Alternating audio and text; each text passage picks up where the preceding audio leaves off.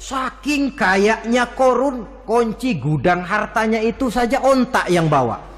Itu baru kunci itu. Onta yang bawa.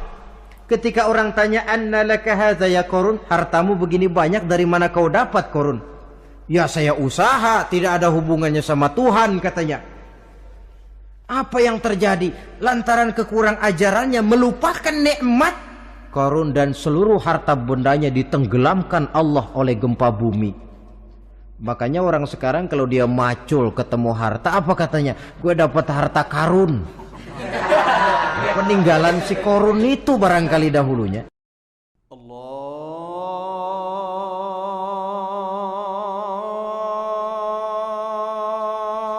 Akbar, Allahu Akbar. Assalamualaikum warahmatullahi wabarakatuh. Waalaikumsalam warahmatullahi wabarakatuh.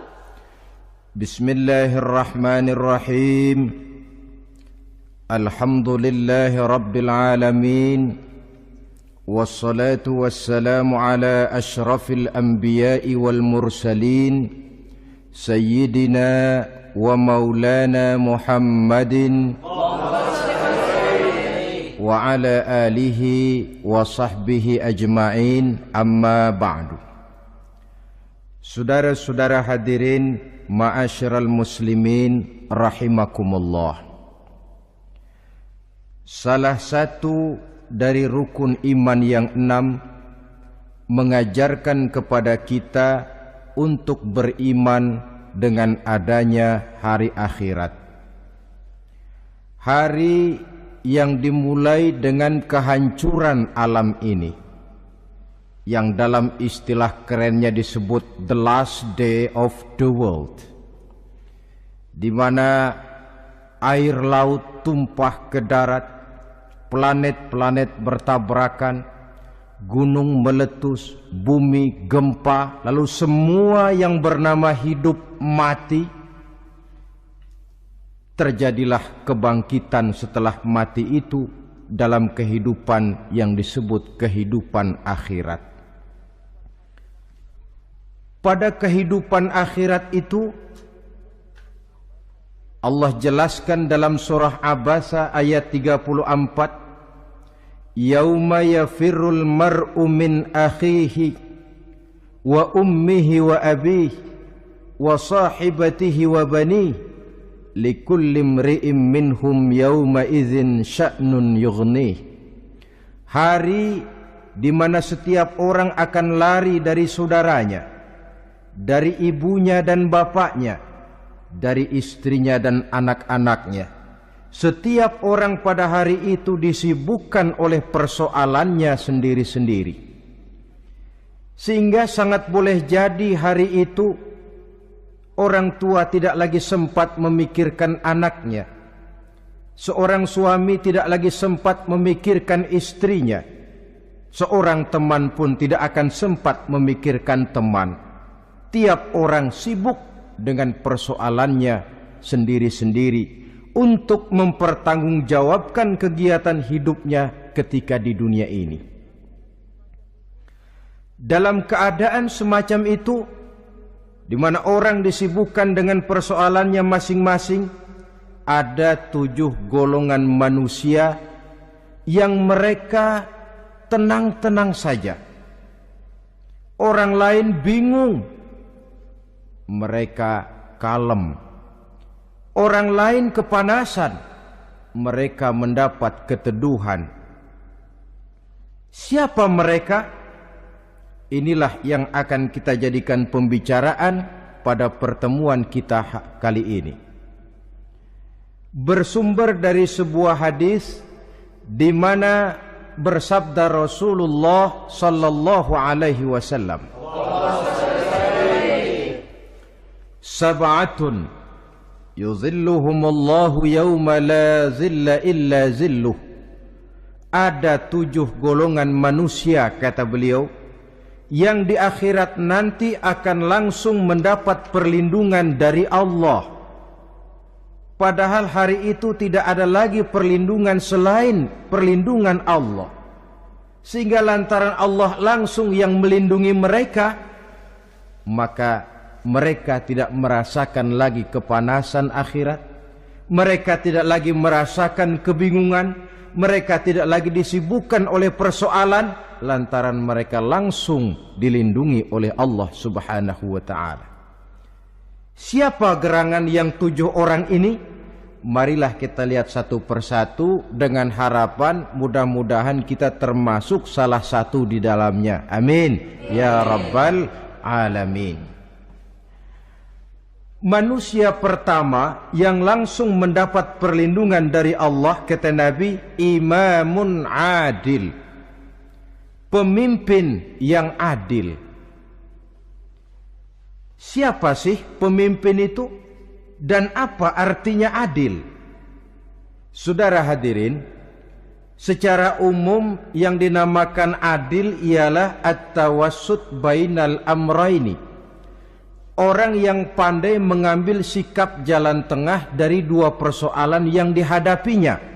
Biasanya tidak berat ke kiri, juga tidak berat ke kanan. Itu yang disebut adil. Orang yang tidak hanya sekedar bisa menuntut kewajiban dari seseorang, tapi juga bisa memberikan hak kepada orang itu juga disebut adil. Lalu pemimpin itu siapa?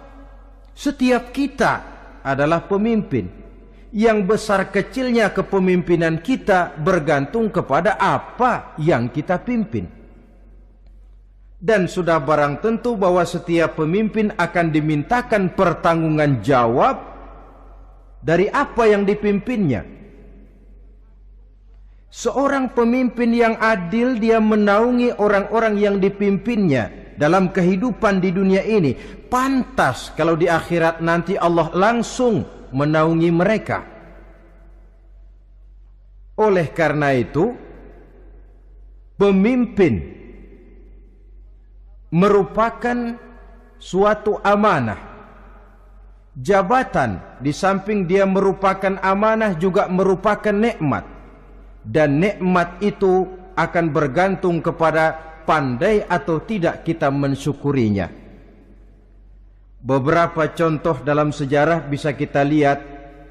Seorang bernama Umar bin Abdul Aziz, pada saat beliau secara aklamasi dipilih menjadi pemimpin, menjadi presiden, ucapan yang pertama keluar dari mulutnya, inna lillahi wa inna ilaihi raji'un.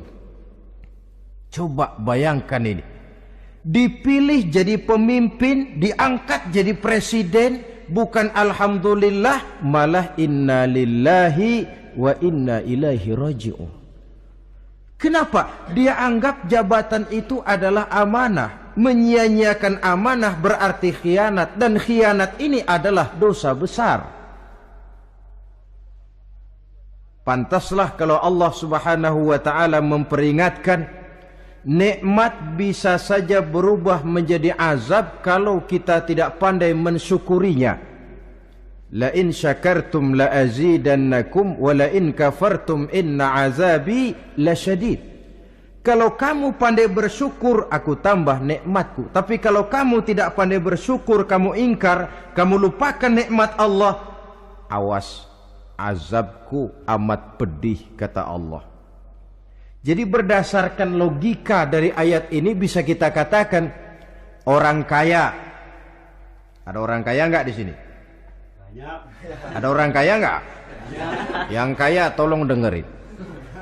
Orang kaya itu bisa masuk surga karena hartanya. Pun orang kaya banyak yang masuk neraka juga gara-gara hartanya. Tergantung syukur apa tidak syukur. Orang alim. Ada yang alim di sini? Ada. Tolong dengerin orang alim. Yang ustadz, yang kiai. Orang alim bisa saja masuk surga karena ilmunya. Dan orang alim pun bisa masuk neraka karena ilmunya. Pejabat. Ada pejabat? Banyak. Pejabat itu bisa masuk surga karena jabatannya.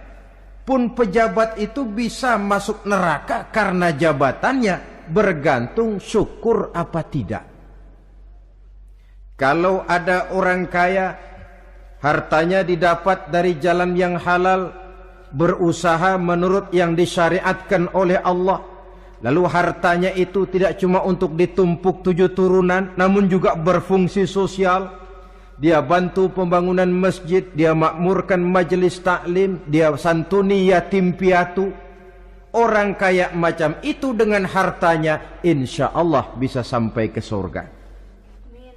Tapi kalau ada orang kaya, hartanya didapat dari segala macam cara, asal harta tercapai segala cara halal, perlu jilat atas, perlu injak bawah, perlu sikut kiri kanan, sikut kiri kanan. Setelah dapat harta lalu pelitnya 17 setan. Tidak mau zakat, infak, apatah lagi sodako. Orang kaya macam itu dengan hartanya bisa masuk neraka. Na'udzubillah min. Ada orang alim, dengan ilmunya dia bimbing umat. Dia katakan yang halal itu halal, yang haram itu haram. Dia katakan yang hak itu adalah hak, yang batil adalah batil. Dia tidak peduli apapun resikonya. Orang alim semacam itu dengan ilmunya bisa sampai ke surga. Tapi kalau ada orang alim, dengan ilmunya dia malah membodoh-bodohi orang yang memang sudah bodoh. Yang halal dibilang haram, yang haram dibikin remeng-remeng. Menjadi penjilat ke sana kemari. Orang alim semacam itu bisa masuk neraka karena ilmunya. Begitu juga pejabat, pemimpin. Kalau dengan jabatannya sebagai pemimpin dia berlaku adil, menaungi rakyatnya. Orang besar salah dihukum, orang kecil salah juga dihukum. Tidak hanya pandai menuntut kewajiban, tapi juga pandai memberikan hak. Pemimpin yang adil semacam ini mensyukuri nikmatnya jabatannya, dia bisa sampai ke surga karena jabatannya. Tapi kalau dengan jabatannya dia berlaku sewenang-wenang, yang besar salah didiamkan, yang kecil salah segera ditegakkan hukum, hanya pandai menuntut kewajiban dari rakyatnya tapi tidak pandai memberikan hak, maka pemimpin semacam ini lantaran tidak pandai mensyukuri nikmat, bisa saja nikmat itu berubah menjadi azab. Oleh karena itu saudara-saudara, pemimpin menaungi rakyat, pantas kalau di akhirat nanti Allah langsung menaungi beliau. Siapa pemimpin? Tiap kita. Bapak pemimpin di rumah tangganya, ibu pemimpin bagi anak-anaknya, Pak Lurah memimpin di kelurahannya, Pak Camat memimpin di kecamatannya, pemuda pemimpin bagi dirinya sendiri, akan dimintakan pertanggungan jawab. Kalian para remaja yang hadir di sini memimpin dirimu sendiri. Kau akan ditanya, tanganmu kau lebih banyak gunakan buat apa? Kakimu lebih banyak kau bawa jalan kemana? Lidahmu lebih banyak membicarakan apa? Dan hari pertanggungan jawab nanti kalian jangan berharap akan ada saksi dari luar. Saksinya anggota badan kita sendiri. Dalam surah Yasin Allah jelaskan, Al-yawma nakhtimu ala afwahihim wa tukallimuna aydihim wa tashhadu arjuluhum bima kanu yaksibun. Ada kan di surah Yasin? Ayat berapa? Pokoknya Yasin dah.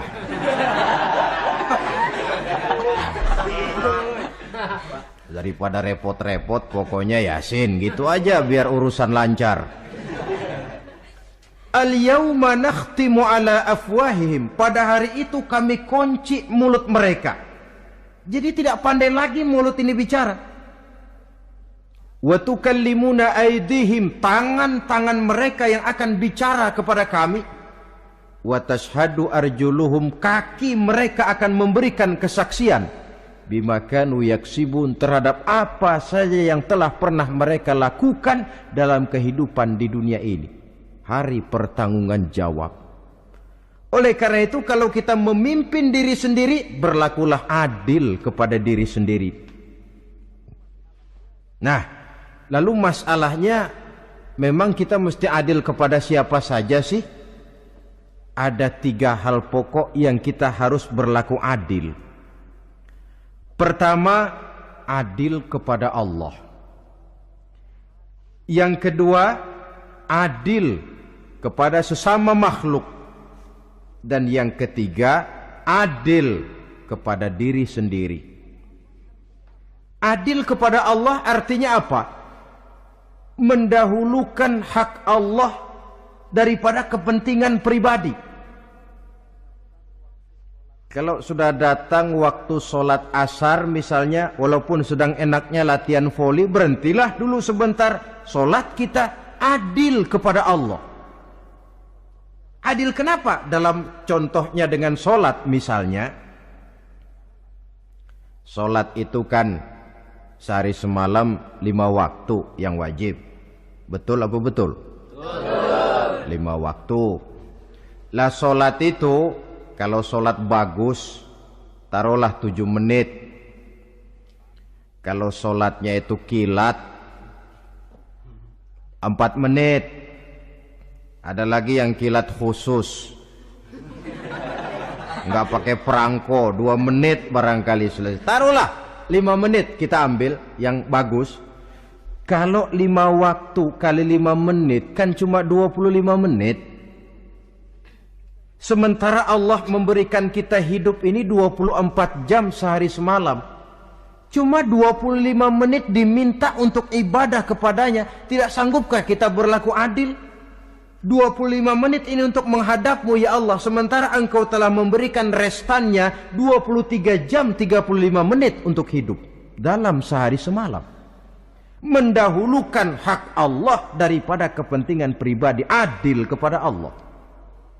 Adil kepada yang kedua, adil kepada sesama makhluk.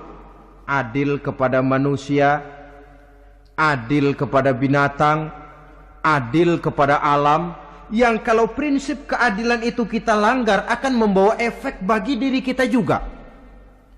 Manusia sekarang kan tidak adil kepada alam. Misalnya apa? Hutan ditebangi secara liar, gunung-gunung menjadi gundul. Akibatnya ketika turun hujan terjadi erosi, banjir melanda kemana-mana, tanah longsor terjadi. Akibatnya terkena manusia juga kalau mereka sudah tidak menjaga keseimbangan alam ini. Adil kepada orang lain, apakah itu namanya tetangga, teman, keluarga.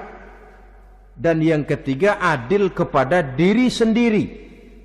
Bagaimana pengertiannya? Mata ini punya hak untuk tidur, begadang terus tiap malam, tidak adil kepada mata. Nah, ini yang ketawanya paling kencang pasti tukang begadang ini.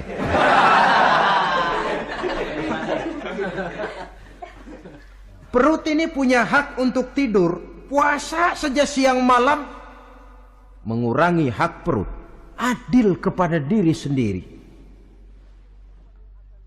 Untuk kehidupan yang akan datang di akhirat, pasti akan kita temui, kita yakini keberadaannya. Yang oleh karena itu, kalau kebetulan kita ini adalah pemimpin, sekurang-kurangnya pemimpin bagi diri sendiri, marilah kita berusaha menjadi pemimpin yang adil. Supaya nanti di akhirat, Allah subhanahu wa ta'ala memberikan perlindungan langsung kepada kita. Amin. Ya Rabbal Alamin. Ini yang pertama. Lalu yang kedua, orang yang akan langsung mendapat perlindungan dari Allah, syab nasha'a fi ibadatillah, orang muda yang tekun beribadah kepada Allah, anak muda yang rajin ibadah. Kenapa kok Nabi bilang anak muda, bukan orang tua? Apa orang tua yang rajin ibadah Allah enggak senang? Tentu Allah senang. Cuma Allah lebih senang lagi kalau ada anak muda yang rajin ibadah. Sebab apa? Kondisi psikologis.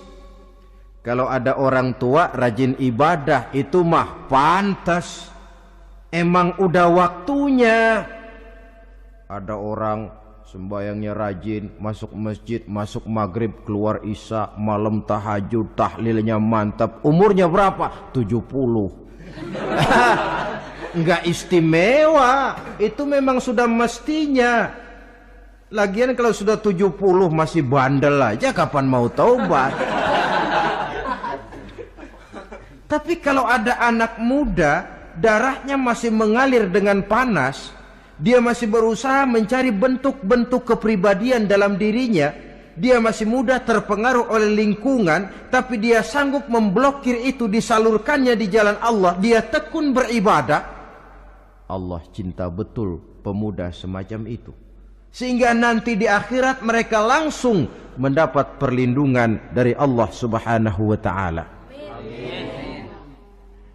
Selalu pembangunan yang mengarah kepada modernisasi diikuti dengan proses pergeseran nilai. Dalam kondisi semacam ini, kehidupan remaja pemuda yang masih mencari identitas dan pembentukan kepribadiannya mudah terpengaruh oleh hal-hal yang ada di sekelilingnya. Sehingga sangat boleh jadi apa yang dianggap orang dulu tabu lalu dianggap biasa. Yang aneh-aneh malah dijadikan model. Yang dilarang malah nekat diterjang. Di mana norma dan kaedah-kaedah moral tidak lagi mendapat perhatian yang wajar. Dalam kondisi semacam ini terjadilah proses peluncuran moral. Dan hampir di mana-mana kehancuran suatu bangsa dimulai dengan kehancuran moral daripada generasi mudanya. Oleh karena itu pemuda yang tekun ibadah ini sangat positif dampaknya dalam kerangka pembangunan umat. Pak, ibadah itu apa sih? Kalau jadi pemuda yang tekun ibadah, apa kemana-mana mesti bawa tasbih? Mungkin. Apa mesti pakai peci terus? Boleh jadi.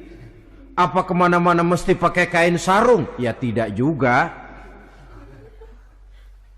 Ibadah kan artiannya luas. Segala perbuatan yang diperintah dan karenanya bertujuan mencapai ridho Allah, itu bernama ibadah. Kalian remaja berangkat menuntut ilmu, pergi pagi pulang siang, membekali diri, menuntut ilmu itu ibadah. Kalian pulang ke rumah, ibu bapak memerintah, taat kepada orang tua, ibadah. Membersihkan lingkungan, ibadah. Bahkan jaga di waktu malam pun kalau untuk dengan niat, bismillah, saya jaga malam ini untuk ketenangan rakyat supaya mereka tekun dan tenang melaksanakan ibadah, itu tercatat sebagai amal soleh yang bernilai ibadah. Jadi tidak cuma sekedar sujud, tidak cuma sekedar baca Quran, seluruh aspek kehidupan manusia yang diperintah Allah dan yang bertujuan mencari ridho Allah itu bernilai ibadah. Pemuda yang tekun melaksanakan ibadah kepada Allah. Apalagi terutama adik-adik remaja yang hadir pada kesempatan ini, masa muda itu masa yang paling indah memang. Sampai orang Kulon bilang, there is not delightful memorize. Iya, barat itu kan Kulon. Saya lebih senang pakai orang Kulon saja. There is not delightful memorize and then the youth moment. Bahwa tidak ada masa yang lebih indah selain masa muda. Tapi masa muda yang katanya indah itu sebentar. Sebentar sekali. Kalau kita tidak pandai memanfaatkannya dengan sebaik-baiknya, boleh jadi dia akan hilang tanpa sesuatu yang ada artinya buat hari depan. Dan hari depan itu sebagian besar ditentukan oleh masa muda sekarang ini. Karena itu kepada yang muda saya berpesan, pergunakanlah masa muda itu dalam ketekunan beribadah kepada Allah. Ibadah dalam artian yang seluas-luasnya. Jangan seperti pepatah orang itu. Kelapa muda katanya kupas-kupasin, kelapa tua tinggal batoknya. Selagi muda puas-puasin, udah tua tinggal bongkoknya. Iyalah, kalau dipuas-puasin dalam arti yang positif, boleh. Mumpung masih muda, puas-puasin nuntut ilmu. Mumpung masih muda, puas-puasin ibadah. Mumpung masih muda, puas-puasin berbakti kepada kedua orang tua. Puas-puasin dalam artian yang positif, tentu saja bagus. Tapi kalau puas-puasin dalam arti menghambur umur untuk sesuatu yang mubazir, bergadang di pinggir-pinggir jalan, lalu mulai berkenalan dengan morfin, narkotik, ganja, terperangkap oleh budaya-budaya modern yang menyesatkan, terpancing oleh model-model baru yang kelihatannya menarik tapi sebenarnya tidak bermanfaat. Entah pada akhirnya akan mendatangkan penyesalan kepada kita saja. Coba, belakangan ini saya dengar di Jakarta akan ada satu festival yang disebut Festival Ngeceng.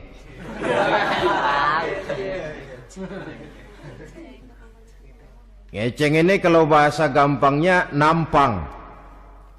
Jadi itu biasanya muda-mudi diri di pinggir-pinggir jalan, pakai kacamata hitam, pakaian warna-warni, rambut dicat sedemikian rupa supaya menarik perhatian. Mereka diri di pinggir-pinggir jalan, nampang, istilah ngepopnya ngeceng katanya. Ini mau diadakan festival. Secara langsung atau tidak, festival ini kan mempopulerkan ngeceng jadinya. Yang tadinya orang awam gak kenal, lantaran diangkat ke permukaan jadi terkenal. Kalau sudah terkenal lalu jadi mode. Kalau sudah jadi mode, latahan. Boleh jadi nanti akhirnya ngeceng masuk desa.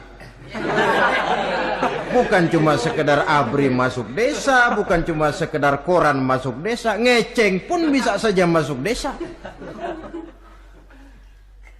Banyak saluran-saluran positif yang sesuai dengan kreativitas jiwa remaja, ketimbang mengadakan sesuatu yang tidak ada manfaatnya, ketimbang menghabiskan umur untuk sesuatu urusan yang mubazir. Sedangkan umur bukan jatah gratis tanpa batas waktu. Ada pertanggungan jawab. Umurmu kau habiskan di mana? Masa mudamu kau selesaikan di mana? Itu akan dimintakan pertanggungan jawab. Nah, pemuda yang tekun ibadah kepada Allah, dampak positifnya apa? Dia punya sandaran vertikal kepada Allah. Jiwanya besar, jiwanya mandiri. Dan ini yang kita perlukan. Pemuda yang siap jadi pelopor, bukan pengekor. Pemuda yang sanggup mandiri dan bukan membanggakan keturunan leluhurnya. Kata pepatah, wa khairun nasi dzu syarafin qadimin aqama li nafsihi syarafan jadida wa syarrun nasi dzu khumulin idza fakhartahum zakarul jaduda.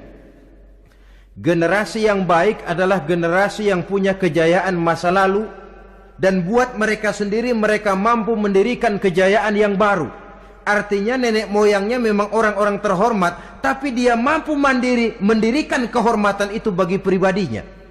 Sebaliknya, generasi yang paling jelek adalah generasi pemalas, yang kalau orang lain kelihatan lebih hebat, dia sebut-sebut nenek moyangnya. Lu sih belum apa-apa, bapak gua dong, bapak gua katanya. Lu sih belum apa-apa, om saya dong, tante saya dong. Kerjanya cuma membangga-banggakan leluhur, dia sendiri tidak ada apa-apanya. Ini generasi yang paling jelek.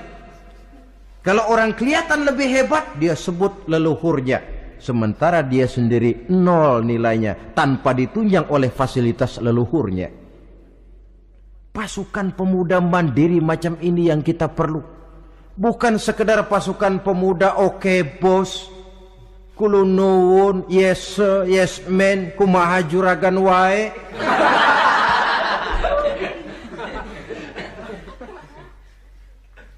Dan terus terang kita miskin dengan pemuda yang mandiri, yang punya kepribadian, yang berani berkata ya terhadap yang benar dan berani berkata tidak terhadap yang tidak benar.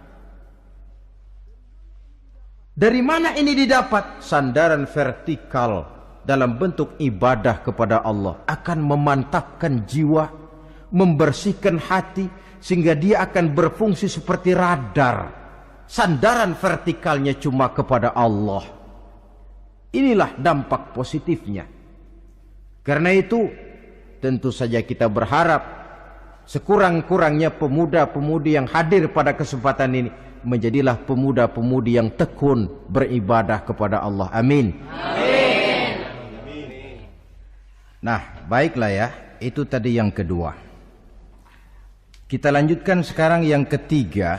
Orang yang akan langsung mendapat perlindungan dari Allah. Kata Nabi, rajulun qalbuhu mu'allakun bil masjidi. Seseorang yang hatinya selalu terpaut kepada masjid. Apa arti terpaut kepada masjid ini? Apa orang yang gak pernah keluar-keluar dari masjid? Tentu saja bukan. Apa gunanya di dalam masjid terus kalau kerjanya cuma tidur doang? Maksud terpaut kepada masjid ini, hatinya selalu berpikir bagaimana memakmurkan masjid. Jasadnya boleh saja ada di kantor, boleh saja ada di pasar, boleh ada di sawah, boleh ada di ladang, tetapi hasil daripada usahanya dia lalu berpikir bagaimana memakmurkan masjid. Sebab apa? Masjid merupakan center of activity, pusat daripada kegiatan umat. Kalau kita lihat fungsi masjid di zaman Rasul, di masjid beliau berdakwah, di masjid beliau mengatur negara, di masjid beliau mengadakan perundingan, di masjid beliau bermusyawarah dengan para sahabat. Pusat daripada kegiatan umat. Dan memakmurkan masjid ini dasarnya tidak lain karena iman kepada Allah. Prinsipnya bagaimana kita menghidupkan masjid dan bukan mencari hidup di masjid. Kalau sudah prinsipnya dibalik, bukan menghidupkan masjid tetapi mencari hidup di masjid, saya khawatir masjid akan ambruk. Nyatanya kadang-kadang masjid kita ini fungsinya belum maksimal. Kadang-kadang ada kok masjid yang bukanya cuma seminggu sekali. Jumat pagi jam 9 masjid buka, Jumat jam 2 tutup, buka-buka lagi Jumat depan. Seminggu sekali. Kelemahan lainnya manajemen masjid, terus terang sajalah kita bicara. Kadang-kadang pengelolaannya ketua masjid bapaknya, khatib mantunya, sekretaris ponakannya, imam Bilal cucunya. Gak ada orang lainnya. Ya kalau bagus kepengurusannya tidak apalah. Tapi kadang-kadang kelemahannya ialah bagaimana menciptakan manajemen masjid yang baik sehingga masjid bisa berfungsi sebagaimana fungsinya di zaman Rasulullah sallallahu alaihi wasallam. Apalagi belakangan ini ada kecenderungan yang membuat kita optimis, gembira. Remaja, pemuda-pemudi mulai gemar datang ke masjid.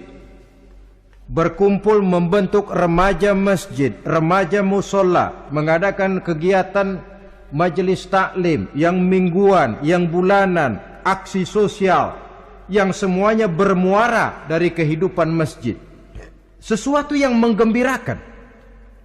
Dan sudah sepatutnya para pengelola masjid membuka pintu untuk bisa mengatur masjid menurut manajemen yang diharapkan oleh umat. Karena bagaimanapun di masjid dua jalur komunikasi, bahasa kerennya two-way traffic communication, itu bisa kita laksanakan, yaitu hablum minallah wa hablum minan nas. Berhubungan kepada Allah dan berhubungan kepada sesama manusia bisa terlaksana di masjid. Berhubungan dengan Allah jelas saja lewat sholat misalnya. Berhubungan dengan sesama manusia jelas saja lewat musyawarah, lewat majelis taklim, lewat kegiatan-kegiatan yang mensyiarkan agama. Dan begitu selanjutnya. Saudara hadirin yang saya hormati, memakmurkan masjid sebagai rumah Allah. Sebab dalam hadis kursi Allah katakan, inna buyuti fil ardi al masajid wa inna zuwari fiha ummaruha. Rumahku di permukaan bumi adalah masjid-masjid, kata Allah. Dan orang-orang yang memakmurkan masjid, orang yang datang ke masjid adalah tetamuku. Kalau Allah memerintahkan kita menghormati tamu, tentu Allah lebih tahu bagaimana menghormati tamunya sendiri. Allah mengajarkan kita, hormatilah tamumu. Sekarang kita yang menjadi tamunya Allah dengan datang ke masjid, dengan memakmurkan masjid, Allah lebih tahu menghormati tamunya. Ini yang ketiga. Yang keempat, hadirin, orang yang langsung mendapat perlindungan dari Allah itu rajulani tahabba fillahi ijtama'a alaihi wa tafarraqa alaihi. Dua orang yang menjalin persaudaraan, yang bertemu dan berpisah karena Allah. Bersaudara karena Allah. Bukan karena orang punya pangkat tinggi lalu kita temani, bukan karena orang kaya lalu kita dekati, tetapi karena Allah. Kau di jalan Allah, mari kau saudara saya. Kau keluar dari jalan Allah, maaf sajalah, bawalah dirimu sendiri, saya akan membawa diri saya. Lebih baik sendiri daripada berteman jahat. Berdua memang lebih baik daripada sendiri, tapi sendiri lebih baik daripada berteman jahat. Maksudnya apa ini? Sederhana dalam benci, sederhana dalam cinta. Ukurannya Allah. Al-Quran mengisyaratkan, wa asa an tuhibbu syai'an wa huwa syarrul lakum, wa asa an takrahu syai'an wa huwa khairul lakum. Sangat boleh jadi, kata Allah, kamu menyenangi sesuatu padahal akibatnya tidak baik bagi kamu. Dan sangat boleh jadi kamu membenci sesuatu padahal akibatnya baik bagi kamu. Nah, mari kita lihat. Kalau orang bersaudara cuma karena temannya itu punya pangkat tinggi, saya yakin kalau temannya pensiun, persaudaraannya akan selesai sampai di situ. Kalau kita mencari teman cuma karena dia kaya, satu saat dia jatuh bangkrut, jatuh miskin, persaudaraan akan selesai sampai di situ. Tapi kalau karena Allah yang bisa memisahkan kita apabila orang sudah keluar dari jalur yang diridhoi oleh Allah Subhanahu wa taala. Oleh karena itu, kepada semua hadirin, mari menjalin persaudaraan dalam bentuk ideal yang diajarkan oleh Islam. Nilai persaudaraan yang diikat oleh akidah. Kalaupun harus benci, bencilah sederhana, tidak habis-habisan ngebenci orang. Kalaupun harus cinta, cintalah sederhana. Boleh jadi yang hari ini kita benci bukan main, besok kita senangi. Mungkin yang hari ini kita cintai mati-matian, besok sudah berubah menjadi yang kita benci. Sederhana saja, tidak usah berlebih-lebihan. Kalau nilai persaudaraan yang diajarkan ini bisa kita wujudkan, persaudaraan yang diikat dengan nilai akidah, maka dari persaudaraan semacam itu, insya Allah kita bisa berbuat banyak untuk kepentingan diri, keluarga, masyarakat kita pada umumnya. Ini kelompok yang keempat. Orang kelima yang nanti langsung mendapat perlindungan Allah, rajulun da'athum ra'atun zatu mansibin wa jamalin ila nafsiha faqala inni akhafullaha rabbal alamin. Seorang laki-laki, kata Nabi, yang dipanggil oleh perempuan cantik. Laki-laki normal dipanggil oleh perempuan cantik. Untuk apa? Diajak melakukan perbuatan yang negatif. Tidak ada orang yang tahu. Tempatnya sepi. Apa yang terjadi? Orang ini berkata, inni akhafullaha rabbal alamin. Maaf saja, saya takut kepada Allah. Orang yang bermoral, Nanti di akhirat langsung dilindungi oleh Allah. Tidak mudah jatuh oleh bujuk rayu. Tidak mudah terpesona oleh wajah-wajah yang menggiurkan. Seperti dalam sejarah yang terkenal itu Nabi Yusuf alaihi salam. Kenal kan Nabi Yusuf? Nabi Yusuf itu bekerja di istana Kitfir. Kitfir ini punya istri namanya Zulaikha, orangnya cantik. Diam-diam Zulaikha ini rupanya naksir sama Yusuf. Satu hari suaminya tidak ada di rumah, pintu dikunci-kunciin. Setelah pintu semua terkunci, dia panggil Nabi Yusuf, "Hai Talak, Yusuf, sini." Kata Yusuf, "Mau ngapain?" "Pokoknya sini." "Iya, mau ngapain?"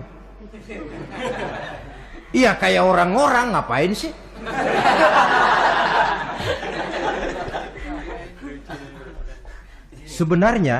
Sebenarnya ini Zulaikha senang kepada Yusuf, Yusuf pun demikian.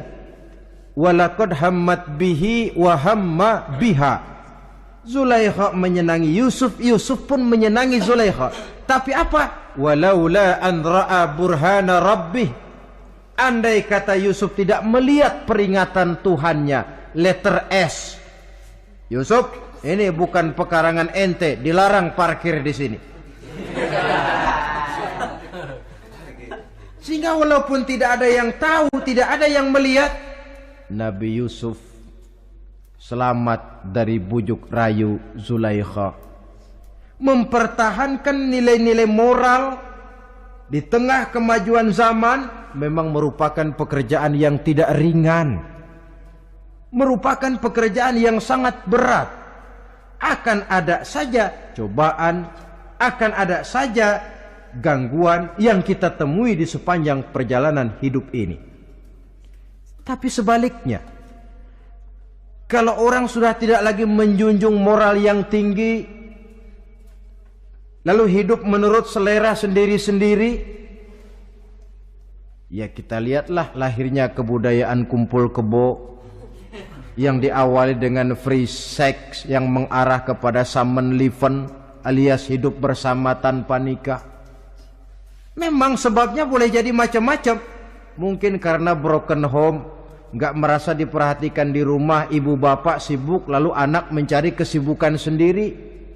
Mungkin karena tekanan ekonomi dalam kehidupan miskin, lalu ada yang menawarkan kerjaan, tidak taunya malah dilemparkan ke lembah hitam. Mungkin juga karena pengaruh pergaulan dari lingkungan baik-baik, lalu berteman dengan yang tidak baik, hanyut ditelan arus pergaulan. Mungkin juga pengaruh kebudayaan yang dia tonton, buku yang dia baca, film yang dia lihat, ikut mewarnai dan membentuk kepribadiannya. Tapi apapun alasannya, satu hal yang jelas, semuanya berangkat dari rapuhnya pegangan orang kepada nilai-nilai agama. Sebab sumber nilai moral yang tertinggi tidak lain agama adanya. Intinya apa? Intinya tidak lain orang yang beragama itu meyakini bahwa kemanapun dia pergi, dimanapun dia berada, Allah selalu melihat yang dia lakukan. An ta'budallaha ka'annaka tarahu fa illam takun tarahu fa innahu yaraka. Begitu yang kita pelajari dalam ihsan. Engkau beribadah kepada Allah seolah-olah kau lihat Allah. Kalaupun Allah tidak kau lihat, yakinlah Allah melihatmu. Jadi kalau saya sendiri, yang kedua itu Allah. Dibujuk rayu oleh cewek cakep, "Ayo dah bang, nggak ada orang, kita cuman berdua." Dia bilang, "Enggak, kita nggak berdua, bertiga." "Berdua bang?" "Bertiga." "Yang ketiga siapa?" "Lu, gue, Allah, tiga."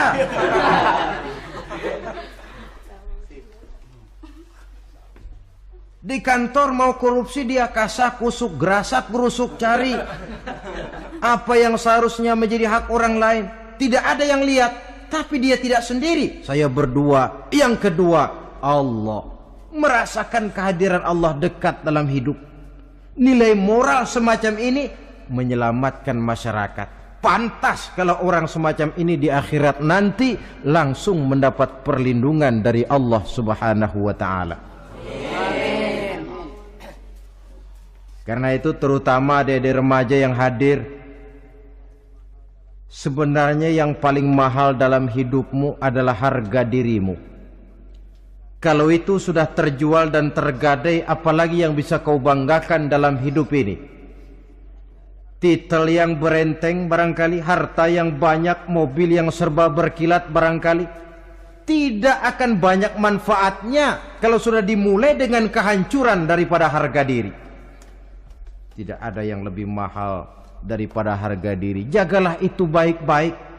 Pelihara nilai-nilai moral. Makin pandai kau jaga diri, insya Allah makin mahal hargamu. Dalam pandangan manusia, lebih-lebih juga dalam pandangan Allah. Pantas kalau pepatah bilang innamal umamul akhlaqu ma baqiyat fa in zahabat humu akhlaquhum zahabu. Suatu bangsa akan tegak kalau dia masih punya nilai moral. Bila hancur moral itu, hancur jugalah ketegakan daripada bangsa itu sendiri. Ini yang kelima. Yang keenam, masih dua lagi. Orang keenam yang nanti akan langsung mendapat perlindungan dari Allah, rajulun zakarallaha khalian fafadat ainahu. Seseorang yang mengingat Allah dalam kesunyian, lalu berlinang air matanya. Tengah malam dia bangun, bertahajud dia kepada Allah. Gemersik tikar tersentuh tangan, laksana lambaian tangan malaikat maut nak datang merenggut nyawa. Terbayang segala dosa dan kesalahan, tergambar semua kekeliruan yang dilakukan dalam hidup. Lalu air mata pun tanpa terasa berurai membasahi pipi.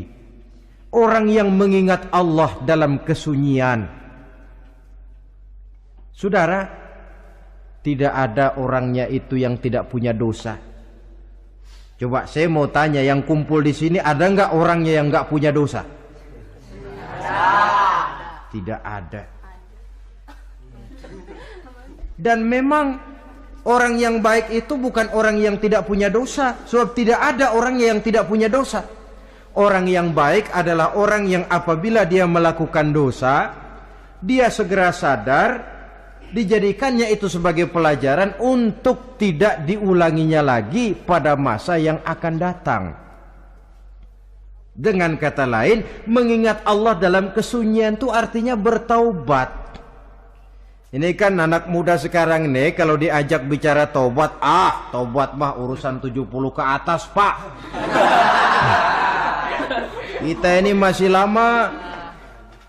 Padahal masalah taubat bukan masalah tua. Masalah taubat adalah masalah dosa, dan masalah dosa adalah masalah manusia sejak dia akil balik sampai dengan kehidupannya yang sekarang. Sengaja atau tidak, besar atau kecil, ringan atau berat, tiap kita mesti mempunyai yang namanya dosa.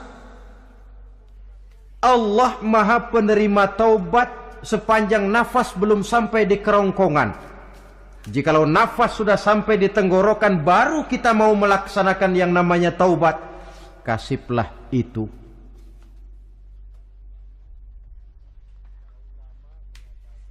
Para ulama mengatakan, la saghair ma'al istimrar wala kabair ma'al istighfar. Tidak ada dosa kecil kalau ditumpuk terus, dan tidak ada dosa besar kalau diikuti dengan istighfar, permohonan ampun kepada Allah. Jadi jangan menganggap ini dosa kecil, ini dosa kecil, ditumpuk-tumpuk lah jadi gede juga. Tidak ada dosa yang kecil kalau dikerjakan terus-menerus, dan tidak ada dosa yang besar kalau diiringi dengan istighfar. Dalam kehidupan ini, apabila dosa sudah bertumpuk, maksiat merajalela, munkarat menjadi jadi, Allah tidak akan segan-segan menurunkan azab. Azabnya itu bisa dalam bentuk bencana alam, banjir namanya, kebakaran merajalela namanya. gempa bumi namanya, bendungan pecah namanya, reaktor atom bocor namanya. Namanya boleh jadi macam-macam. Sebab apa? Al-Quran memberikan jaminan, wa ma kana Allahu liyu'adzibahum wa hum yastaghfirun. Allah tidak akan menurunkan azab selama di tengah masyarakat manusia masih banyak orang yang istighfar kepada Allah. Jadi hakikatnya kita ini berhutang jasa kepada orang yang rajin sujud, rajin mohon ampun kepada Allah. Lantaran mereka barangkali azab tidak diturunkan oleh Allah. Kalau melihat banyaknya sudah munkarat dan maksiat. Mengingat Allah dalam kesunyian, tengah malam, waktu yang mustajabah, terutama sepertiga malam yang akhir, situasinya lain. Gak percaya boleh coba lah, nyoba kan gak bayar. Coba kalian bangun tengah malam, tahajud, kalian akan menemukan satu suasana yang lain daripada misalnya kalau kalian sembahyang zuhur tengah hari panas terik di tengah banyak orang. Hati bergetar.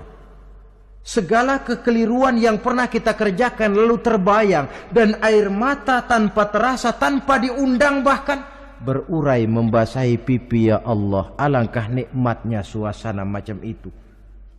Menciptakan perasaan dekat dengan Allah. Terwujud kedamaian batin, dan ini yang banyak dicari orang sekarang. Yang kadang-kadang karena terlalu ingin mencari kedamaian lalu keliru jalan.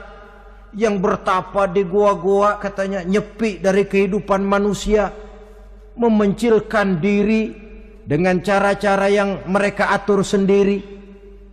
Tidak macam itu. Quran punya resep. Ala inna bidzikrillahi tatmainnul qulub. Ketahuilah dengan banyak mengingat Allah, hati menjadi tenang, jiwa menjadi lapang, pikiran menjadi damai. Ini resep Islam untuk mencapai ketenangan jiwa. Mengingat Allah dalam kesunyian. Saudara hadirin yang saya hormati, ini aspek daripada ibadah. Jadi dengan kata lain, masalah mengingat Allah dalam kesunyian, mengingat dosa bukan urusan orang tua, tapi masalah manusia. Siapapun adanya, sejak dia akil balik, mesti entah kecil besar, entah sedikit entah banyak, ada kesalahan yang dilakukannya. Karena itu, kalau kita masih diberikan kesempatan untuk hidup, artinya Allah masih memberikan kesempatan kepada kita untuk memperbaiki diri. Nanti kalau sudah sangkakala ditiup, alam hancur seperti yang saya jelaskan di awal tadi, sudah tidak sempat lagi, yang tinggal menyesal. Ada yang meratap lalu berkata, ya laitani kuntu turaba. Dalam Quran, aduh andai kata kita bisa balik jadi tanah aja dah dulunya, jangan jadi orang.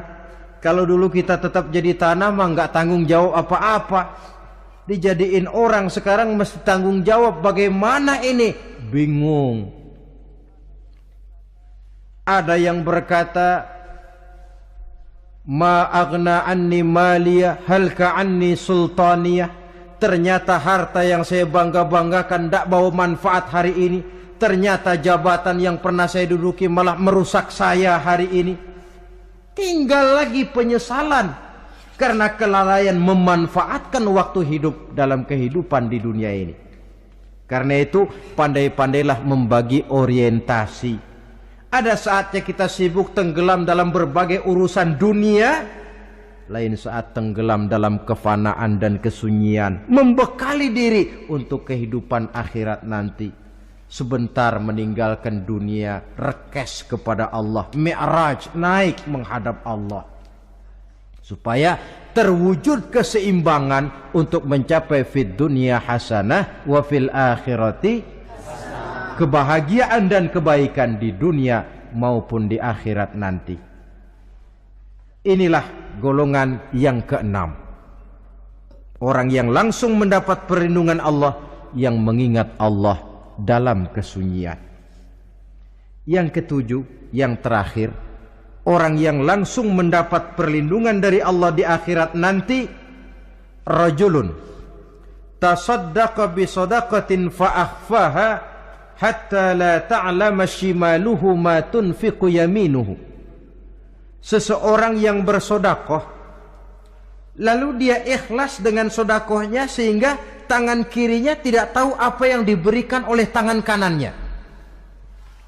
Orang yang pemurah, orang yang menyadari bahwa apapun yang dia punya dalam hidup ini cuma sekedar titipan. Fungsinya lalu seperti keran, menyimpan air tapi untuk disalurkan lagi kepada orang yang memang memerlukannya. Alangkah nikmatnya kalau Allah memberikan kepercayaan kepada kita untuk menjadi penyalur, distributor rizki. Kalau kita ingat kemari, berpikir ke sini, kita tidak akan sayang lagi. Enak saja yang peras keringat banting tulang cari rezeki saya, sampean datang-datang mau minta. Lah, mungkin rezeki dia tapi lewat tangan kita. Satu kehormatan dari Allah kalau kita dijadikan seperti keran, menyimpan air tapi tidak untuk dirinya sendiri, disalurkannya kepada orang-orang yang memang memerlukannya. Tidak ada orang jatuh bangkrut lantaran bersikap pemurah, dan tidak ada orang jadi kaya raya lantaran dia bakhil atau pelit bin kikir alias medit.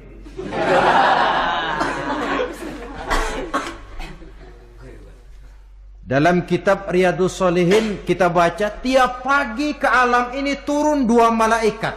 Cuma kita nggak tahu. Dua-duanya berdoa. Yang sebelah kanan berdoa, yang sebelah kiri berdoa. Kata yang sebelah kanan doanya tiap pagi ini. Kata yang malaikat yang satu dia berdoa, Allahumma a'ti munfiqan khalafa. Ya Allah, kepada orang-orang yang suka infak, kepada orang-orang yang suka memberi, kepada orang-orang yang pemurah, gantilah mereka dengan yang lebih baik dari apa yang telah mereka berikan. Lalu malaikat yang satu berdoa, Allahumma a'ti mumsikan talafa. Ya Allah, kepada orang-orang yang mumsik, bakhil, kikir, berilah mereka kerusakan dan kebinasaan di dalam harta mereka. Maka lihat sajalah, orang kaya tapi pelit, ada saja jalan yang kira-kira duitnya bakalan jadi keluar dan gak ada pahalanya. Apa kena musibah lalu berobat sekian juta, apa kemalingan, apa ditipu orang, ada saja cara duitnya keluar yang gak ada pahalanya. Inilah prinsipnya. Allah mencintai orang pemurah. Dalam hadis kursi, uhibbu ahlas sakha wa hubbi lil faqiri syakhi asyad. Aku cinta kepada orang yang pemurah, tapi aku lebih cinta kepada orang miskin yang pemurah. Orang kaya pemurah Allah cinta, orang miskin pemurah Allah lebih cinta. Kenapa? Nilainya lain. Orang kaya sedekah 500, orang miskin sedekah 500, sama 500-nya, tapi saya yakin pahalanya lebih besar buat si miskin. Kenapa? Buat orang kaya 500 apa artinya? Sekelebatan. Buat si miskin 500 dia mesti peras keringat banting tulang, tapi dia berani memberi seperti beraninya orang kaya. Nilai ini yang dilihat oleh Allah.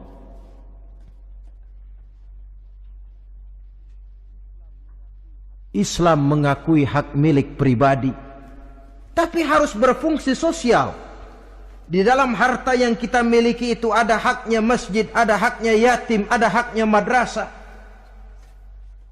Dan Allah Subhanahu wa ta'ala bisa, saya katakan di awal tadi, merubah nikmat menjadi azab kalau kita tidak pandai mensyukurinya. Bersyukur kalau diberikan harta artinya mempergunakan harta itu sesuai dengan kehendak yang memberinya. Allah memberikan harta kepada kita. Apa yang Allah kehendaki? Supaya harta itu berfungsi sosial. Milik pribadi silahkan, tapi berfungsi sosial dalam kehidupan. Kita terus terang saja, umat Islam ini bukan tidak punya potensi, tapi tidak pandai menginventarisir potensi. Apa tidak ada orang Islam yang kaya? Banyak. Yang belum banyak yang mau berbuat atas nama dan untuk kepentingan agamanya. Kalau buat pribadinya, berani bukan main. Itulah yang sering diungkapkan orang, pembangunan pesantren terlunta, ya, asrama yatim piatu tidak terurus. Ada orang membangun masjid, meletakkan batu pertama sekaligus jadi batu terakhir. Setelah itu la yamutu wa la yahya, mau dibilang hidup tidak kelihatan geraknya, mau dibilang mati pun tidak ketahuan kuburannya. Kurangnya kesadaran akan arti amanah dan titipan dari Allah. Lahirlah korun-korun abad 20. Kalian tahu sejarah korun? Saking kayaknya korun, kunci gudang hartanya itu saja onta yang bawa. Itu baru kunci itu. Onta yang bawa. Ketika orang tanya, "Anna laka hadza ya Korun?" Hartamu begini banyak, dari mana kau dapat Korun? Ya saya usaha, tidak ada hubungannya sama Tuhan, katanya. Apa yang terjadi? Lantaran kekurang ajarannya, melupakan nikmat. Korun dan seluruh harta bendanya ditenggelamkan Allah oleh gempa bumi. Makanya orang sekarang kalau dia macul ketemu harta, apa katanya? Gue dapat harta karun. Peninggalan si Korun itu barangkali dahulunya. Saudara-saudara, oleh karena itu, kalau kita oleh Allah diberikan amanah berupa harta, pandailah bersyukur dan jadilah orang yang ikhlas dalam bersedekah. Nah, inilah pertemuan kita pada kali ini. Walaupun singkat, mudah-mudahan sekali lagi kita termasuk salah satu di antara 7 golongan yang di akhirat nanti langsung mendapat perlindungan dari Allah. Amin. Terima kasih banyak atas segala perhatian. Mohon maaf atas segala kekurangan. Usikum wa nafsi bitaqwallah. Wassalamualaikum warahmatullahi wabarakatuh.